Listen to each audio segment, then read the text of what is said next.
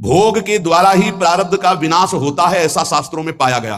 पर नाम में इतनी सामर्थ्य है, प्रारब्ध कर्म भोगे बिना नष्ट हो जाएगा।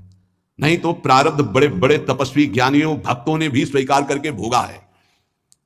प्रारब्ध कर्म स्फुरण होके नष्ट हो जाएगा।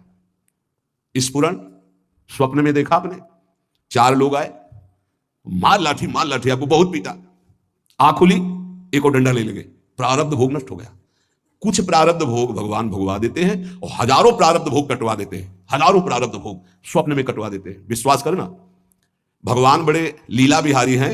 अपने जनों के प्रारब्ध को बहुत मात्रा में जो लिखे हुए हैं उनको तो स्वप्न में कटवा देते हैं। कुछ ऐसे थोड़े देते हैं, और वो भी ऐसा मार होता है प्रारब्ध का भगवान के भक्तों का।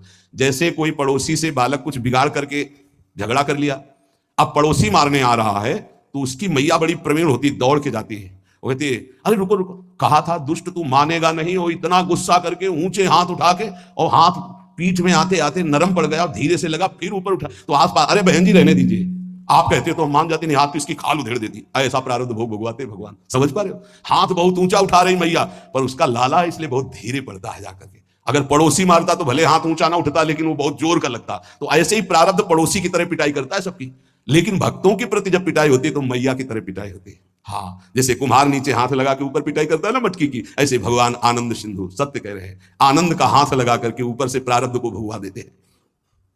ब्रह्म विद्या का साक्षात्कार करने वाले महापुरुषों के संचित भस्म हो जाते हैं, क्रिमाण का नाश हो जाता है, परंतु प्रारब्ध भोगना पड़ता है। परंतु वही प्रारब्ध नाम निष्ठा वाले को चाहे तो स्पर्श भी नहीं कर सकता। इसमें वेद प्रमाण है।